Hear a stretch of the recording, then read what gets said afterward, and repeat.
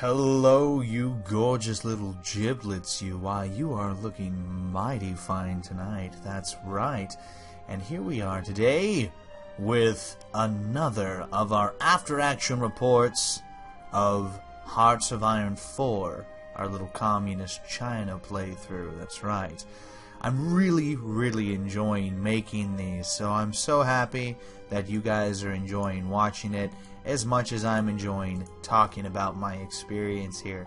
Seriously, this has been one of my, as far as I can tell, it's been one of the most watched and one of the most liked series lately. I mean, the Luxemburger one was very good as well, but this one is actually doing much better than either Novus Imperium Romanum or the Communist China playthrough. So, I'm really happy that you guys are enjoying this, because this has probably been the funnest game of Hearts of Iron IV I've played yet.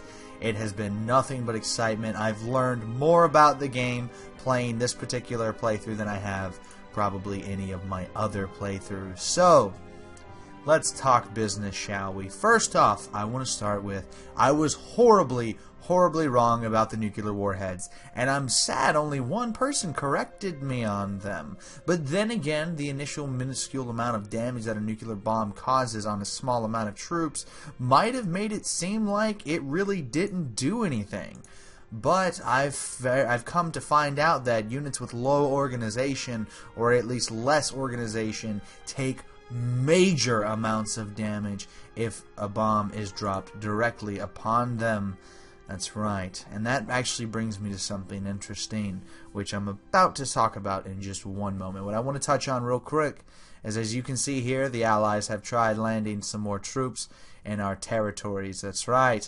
Now this unit is obviously not going to survive. We're going to wipe them out pretty easily. The French have been holed up here for about a month. I haven't really tried anything substantial to kick them out. I'm not too concerned about that. But I did just now notice that the Americans have landed on our little island here, Hainan.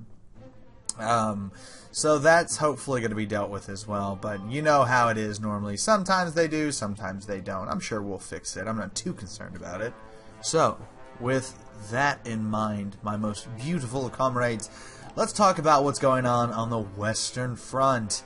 As you can see, the deadlock has been frickin' massacred.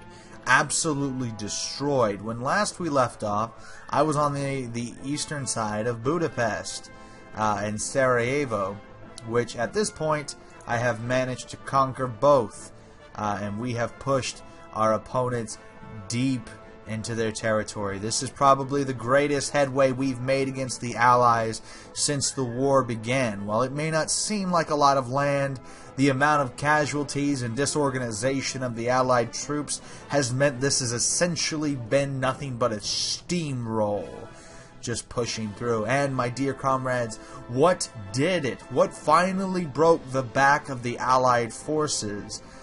Well, if I'm going to be honest with you, a shit ton of nuclear blasts. That's literally the only way of putting it.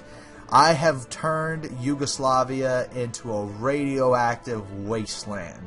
Over 40 nuclear warheads have been dropped on the Allies in these territories, completely decimating divisions, completely decimating the area, but doing enough damage to finally dislodge the more powerful Allied troops.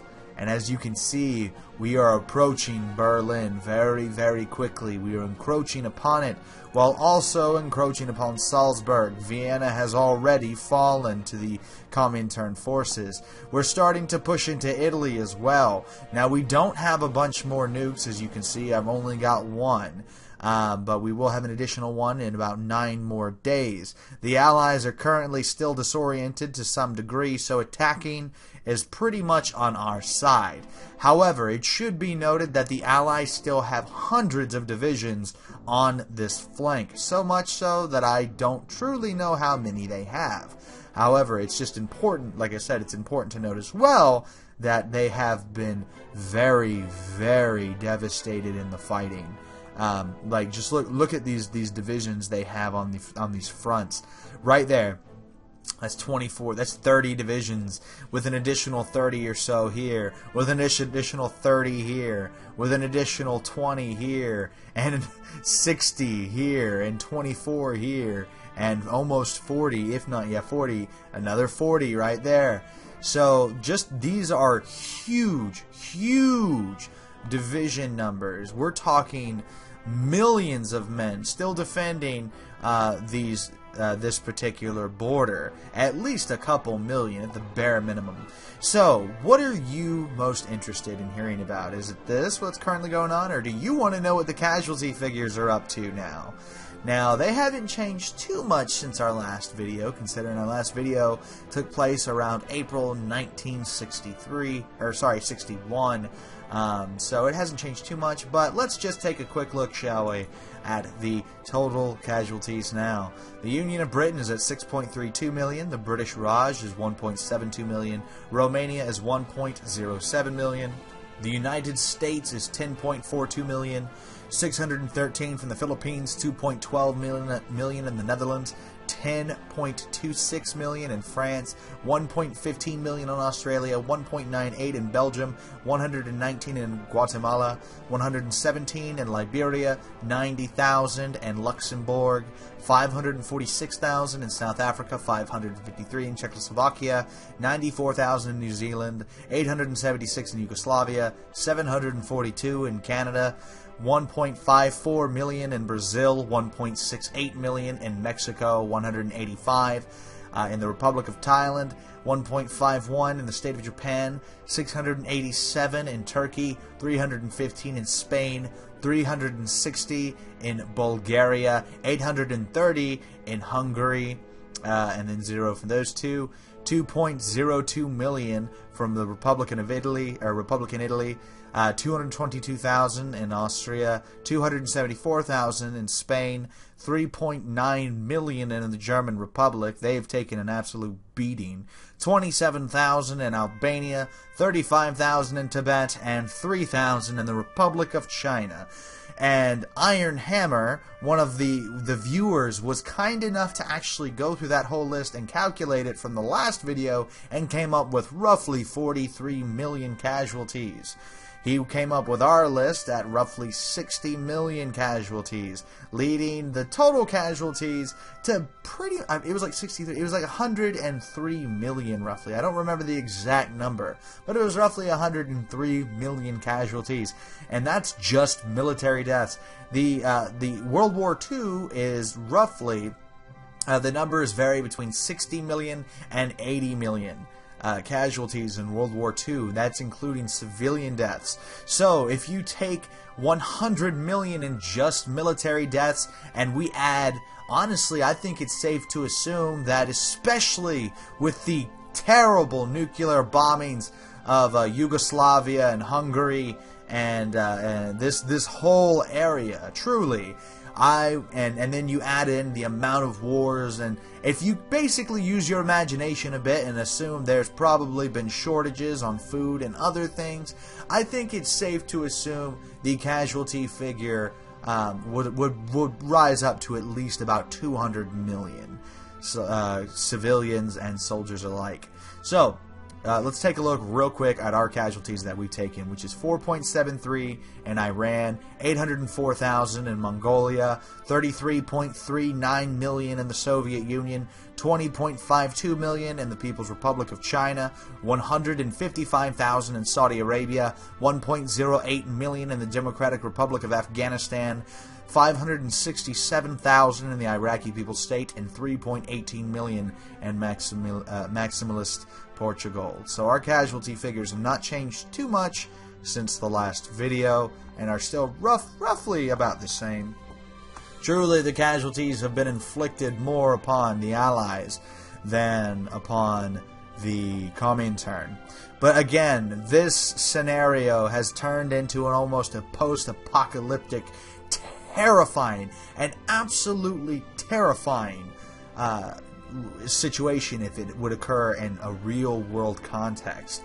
Any time that a nuclear warhead would be used en masse against a country, civilians and or military personnel is a terrifying prospect, to say the least. So to assume over 40 nukes have been dropped just to push back the enemy forces, that's absolutely terrifying.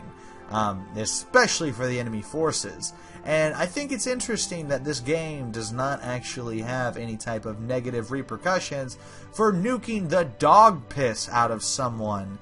It's an interesting concept, to say the least.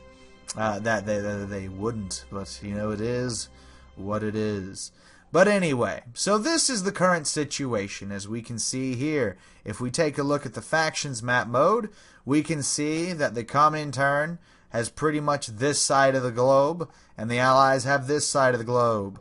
We have pushed further into Africa. I don't know if I did mention this in the last video. I don't think I did, but I basically took those additional divisions that I had sitting behind the lines here when we were still over here, and I relocated them to Turkey to finally finish the fight in Turkey once and for fucking all. And I also sent these troops over here into Africa. And as you can see, we have pushed the Allies all the way across northern Africa. Southern Africa is losing ground, truly, because the Germans have, well, not the Germans, if we zoom in, we can see it's a whole coalition of Allied forces, have started to push back against the Soviet Union, who is entirely undermanned in the area compared to what's coming at it. Truly, just look at these numbers. I mean, 2, 2, 2, 2, 1, 6, 1, 8, 2, 2, 1, 6, 7, 6, 4, and so on. We can see that the Allies clearly have our Soviet allies completely outnumbered in the southern portions of Africa. That's why I've been pushing really hard and really fast, trying to get through Africa to take it over as soon as possible. Northern Africa, anyway. Now, there's a couple of pockets of resistance that I seem to be unable to break. For example, right here in Tunisia, we have been unable to dislodge Allied forces. Now, I could just nuke them, mind you, but the problem with that is there's no air bases nearby. Literally, that I can't utilize any of these air bases. Like this one here in Tripoli, which is an absolute shame. Oh, wait a minute. Here's one right here I can utilize. Well, it looks like I've been talking through my fucking teeth, huh? So, I'm lying to you. I'm going to go ahead and do that now. Just throw up a bunch of fighters. Get some strategic bombers in there. Phenomenal. Alright, and we are going to put those in North Africa. Yes, we are. And we're going to do strategic bombing.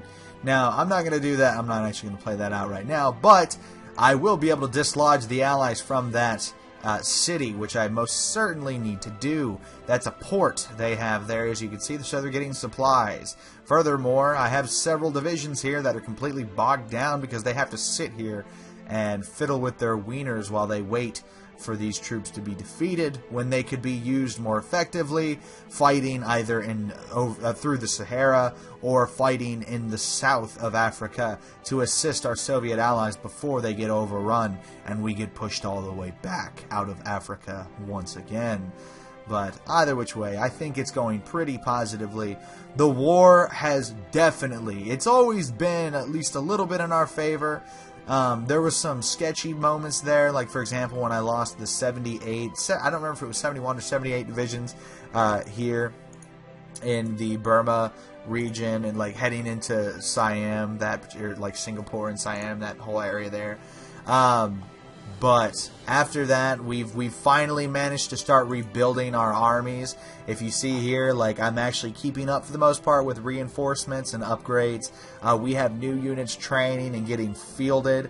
I've stopped using as much infantry and started focusing far more on our armored divisions. Our armored divisions have proven to be insanely effective at breaking the enemy lines, which makes perfect sense.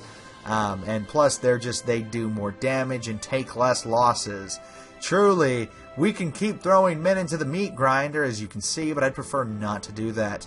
In all, though, we've gained probably about 130 or so divisions. I think, well, yeah, I guess we got down to, what, 430? So we're up to 581 divisions now. We have a decent amount of troops, a very strong amount of troops. The Allies still have some amount of a numerical superiority, but I think the time has come, truly, for the Allies to finally be defeated by Communist China and the Soviet Union. So we'll see. We'll continue to play. I'll play on through and see what happens, and I can't wait to finally let you guys know what casualties end up being, what the cost of this war roughly amounts to, and I think it's going to be absolutely terrifying if we try to put it into any realistic context of what could have happened if nuclear wars could have gone live, and if the communists and the Allies basically would have went to war. But at the same time, I don't think a war will ever get to these proportions of losses. I think World War II was quite the realization for many modern nations that those types of wars are not realistic to maintain. They cost too much manpower, and they're far too expensive to. It's crazy. The logistical, it's a logistical nightmare. Like, the amount of troops that you need to be fielding to the front line, to how many troops you're losing per battle, to how many new resources and guns and weapons need to be resupplied to the front line because of the casualties that were taken. It's astronomical, and it would be absolutely insane to really, truly consider it for what it could be. But anyway, that's speculation on my part. This has been Commissar Bro. Thanks so much for watching the 4th episode of the Bloodiest War Ever, my little Hearts of Iron 4 after-action report. And I hope you enjoyed this, and I hope you tune in next time, because I imagine the next time will probably be the last time. But anyway, this has been CB, and I'll see you guys later.